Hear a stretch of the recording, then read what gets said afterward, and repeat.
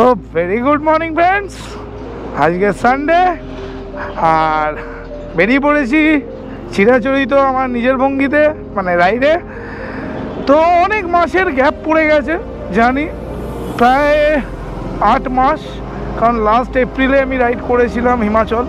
তো যারা আমার চ্যানেলের রেগুলার ভিউয়ার তারা তো জানেই, আর যারা নতুন তাদের জন্যই ইনফরমেশানটা দিচ্ছে। অ্যাকচুয়ালি আমি মাঝখানে একটু সব রকম প্রবলেমের জন্য সেগুলো আমি আস্তে আস্তে যেতে যেতে তোমাদের সঙ্গে ডিসকাস করব। আর খুব চেনা পরিচিত জায়গা মানে আমাদের ক্যারি রোড, যেখান থেকে আমি সব ভিডিও শুরু করি। তো আজকের ভিডিও এখান থেকেই শুরু করছি। আজকে ডে 1, আজকে কলকাতা টু শিলিগুড়ি। সামনে বেদর্শী আর সুমন আসবে। হ্যাঁ, এটা আমাদের গ্রুপ রাইড। সো সুমন এসছে, এখনও বেদর্শী আসবে, বেদর্শী বাকি আছে, সামনে বিবেক আছে। তো এখান থেকে আমাদের মোটামুটি টোটাল 11-12 জন মতো হচ্ছে। শিলিগুড়ি থেকে একজন জয়েন করবে। পুরো ডিটেল আমি যেতে যেতে তোমাদের সঙ্গে শেয়ার করবো। আর এই মুহূর্তে আমি তোমাদের লাগেজ সেট আপটা আমার দেখিয়ে দেবো। তো এই হলো আমার লাগেজ সেট আপ। আর অপটিমাস অ্যাজ ইট ইজ, আশা রাখি যেমন প্রতিটা ট্যুরে পারফরমেন্স দেয় সেটা আমি পারফরমেন্স দেবে। সো এই নোটে আজকের ভিডিও শুরু করছি। তো চলো সোয়ার ডানকুনি গিয়ে আবার দেখা। বেদর্শীও এসে গেছে, বিবেকও সামনে দাঁড়িয়ে আছে। আর এখন বাজলো পাক্কা 4:02। যারা কলকাতার রাইডার তাদের কাছে তো খুবই চেনা জায়গা, মানে সাঁতরাগাছি ঢুকছি। তো সাঁতরাগাছিতে আমাদের বিবেক বাবু দাঁড়িয়ে আছে, বিবেক আছে এরক্সে। তো কে কী গাড়িতে আছে সেটা আমি সকালের আলো ফুটলে দেন আমি দেখাবো তোমাদের। সো এই মুহূর্তে আমরা আছি ওল্ড দিল্লি রোড জাংশন। আমাদের রাইড শুরু হচ্ছে আর বাজলো এখন পরপর 5টা। তো বলে তার নাম নিয়ে এগো এগো এগো।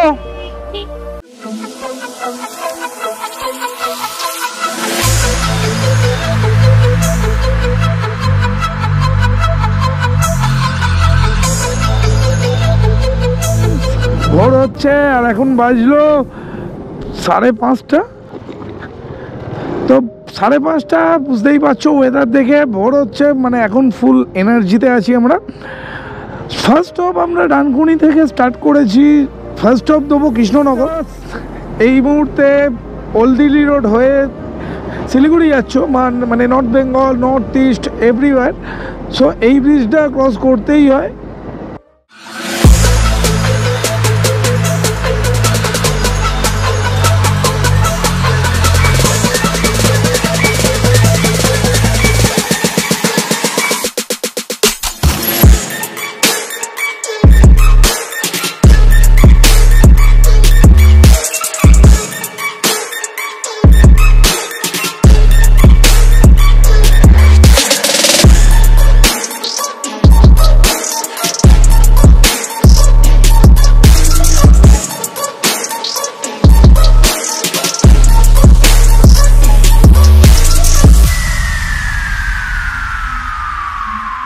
এই মুহূর্তে আছি কল্যাণী।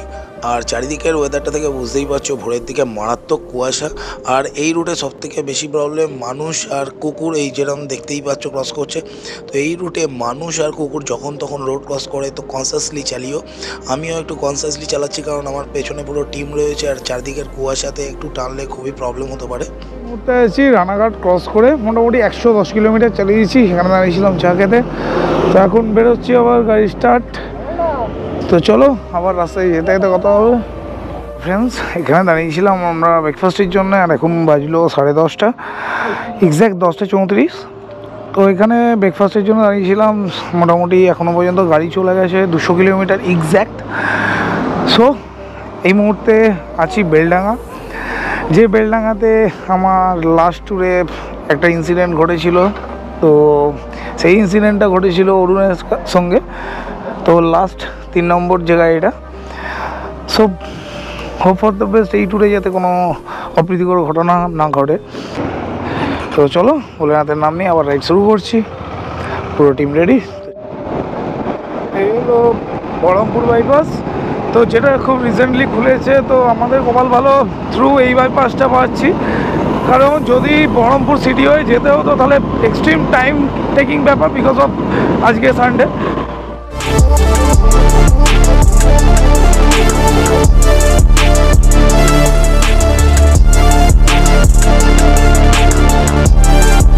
এখানে দাঁড়িয়েছিলাম, খাবারের জন্যে মনসা হোটেল, যেখানে প্রতিবারই আমরা কম বেশি দাঁড়াই। তো আগে এই দোকানগুলো ছিল না, আর এখন বাজলো 3:50, মানে 4টে বাজলো, বিকজ অফ একটু খাবার প্লেস করতেও দেরি হয়ে গেছিলো। সো চলো এখান থেকে বেরোই, এরপরে স্টপ একদম সোজা ডালখোলায় গিয়ে দেবো। রাইড স্টার্ট করছি, আশা করি 8টা, 8:30টার মধ্যে শিলিগুড়ি পৌঁছে যাওয়া উচিত, যদি কোনো অপ্রীতিকর সার্কামস্ট্যান্সেস না আসে। বাজলো 4:09 আর আছি ফারাক্কা রায়গঞ্জ টোলে। মোটামুটি এখনও পর্যন্ত হিসেব মতো পেসি মেনটেন করতে পেরেছি। আর ইভেন আমি একা নই, যেহেতু পুরো টিম রয়েছে আমাদের বিবিজির টিম, সেই কারণে সোলো করা বা একজন দুজন মিলে করা আর পুরো টিম নিয়ে করার মধ্যে অনেকটাই ডিফারেন্স থাকে। তো আশা করি সুস্থ সবলভাবে সুন্দরভাবে ট্রিপটা শুরু করেছিলাম আমরা, যেমন করে আজকে শুরু করেছি ঠিক তেমন করেই আমরা যাতে শেষও করতে পারি। বাকি সমস্ত রোড আপডেট তো তোমাদের আমি দিতেই থাকছি। আর মোটামুটি NH 34 এখনও পর্যন্ত মানে বলতে পারো 70% রাস্তা হয়েছে, 30% এখনও পর্যন্ত টোটালি।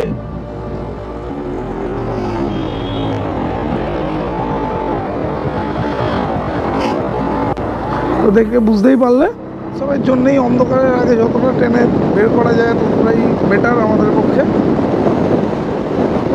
সোজা গিয়ে ডালখোলা বাইপাসে উঠে তোমাদের ভিডিও দেখাবো, যদি সূর্যের আলো থাকে, আর আশা করি থাকবে না, বিকজ শীতকাল এখন অলরেডি বাজে 4:10। দেখিয়েছিলাম যেখানে আমরা লাঞ্চ করেছিলাম। সো সেখান থেকে আমাদের অ্যাজ পার ডিস্টেন্স মোটামুটি 15 মিনিটে, আমরা 4:05 ওখান থেকে স্টার্ট করেছিলাম। তো মোটামুটি 15 মিনিটে প্রায় 12 কিলোমিটার ক্রস করে গেছি। এই পেসটাও থাকলে কিছুটা কভার করে নিতে পারবো দিনের আলো। যাই হোক, কথা বেশি বাড়াবো না, আমরা আপাতত ভিউ এনজয় করো।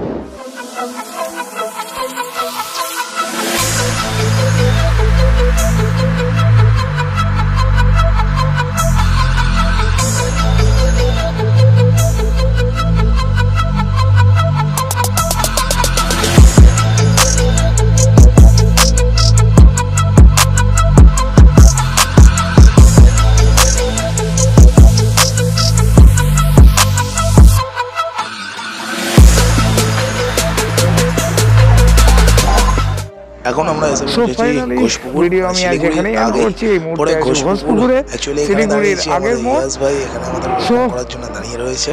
ইয়াস ও আমাদের জন্য শিলিগুড়ি ছিল, সো আমাদের একটু রাতই হয়ে গেল, 9:30 বাজে। এখান থেকে আমাদের হোটেলের ডিসটেন্সও বেশ কিছুটা, বিকজ আমরা এবারে শিলিগুড়িতে স্টে করিনি। যেমন তোমাদের বললাম, এখান থেকে আমাদের হোটেলের ডিস্টেন্স হচ্ছে 26 কিলোমিটার। এবারে আমরা শিলিগুড়ি সিটি নচ করে সেবকের মাঝামাঝি জায়গায় থাকছি, কালকে বেরোতে যেতে সুবিধা হয়। আর আজকে আমরা যে হোটেলে বা হোমস্টেতে স্টে করব, সেই হোমস্টেটা এক্স্যাক্ট জঙ্গল সাফারির পেছনেই। তো সেটাও আমি দেখাবার চেষ্টা করবো অন্ধকারে জায়গাটা কতটা। এখন আমরা রয়েছি সেবক রোডে। তো বেঙ্গল সাফারি সামনেই, এখান থেকে আমাদের হোটেলের ডিস্টেন্স দেখাচ্ছে 1.5 কিলোমিটার। তার মানে বেঙ্গল সাফারি থেকে 1 কিলোমিটার মতো ভেতরে যেতে হবে। তো সেটাও আমি তোমাদের দেখাবো, যদি আজকের অন্ধকারে ভালো করে না দেখাতে পারি তাহলে কালকে সকালের ভিউ পরিষ্কারভাবে দেখাবো। এসে পৌঁছেছি বেঙ্গল সাফারির গেটে। তো গেটের পাশ দিয়ে যে রাস্তাটা ভেতরে যাচ্ছে, সেই রাস্তা দিয়ে আমাদের ভেতরে যেতে হবে। অন্ধকারের জন্য হয়তো তোমরা ক্লিয়ারলি ভিউ বুঝতে পারবে না। তো চেষ্টা করবো সকালে বেরোনোর সময় পুরো যেটা তোমাদের সামনে প্রেজেন্ট করতে পারি। তো মোটামুটি পুরো টিম এসে গেছে, এখন আমরা ভেতরের দিকে যাচ্ছি।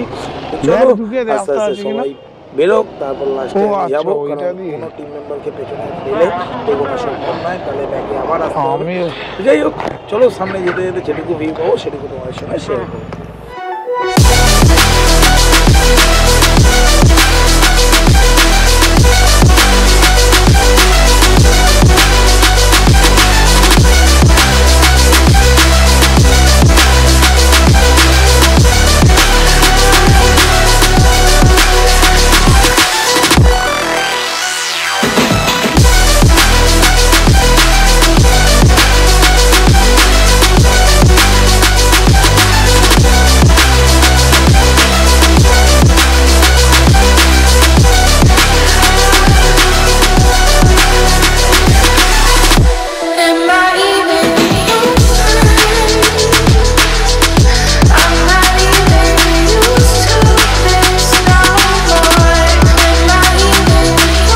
ফাইনালি আমরা হোটেলের কাছাকাছি এসে পৌঁছে গেছি। এখান থেকে হোটেল আর 300 মিটার, সো একদম কাছাকাছি এসে গেছি। আমরা যে হোটেল বুক করেছি সেই হোটেলের নাম হলো বাসেরা হোমস্টে, যেটা সেবক রোড মানে বেঙ্গল সাফারির ঠিক পেছন দিকেই অবস্থিত।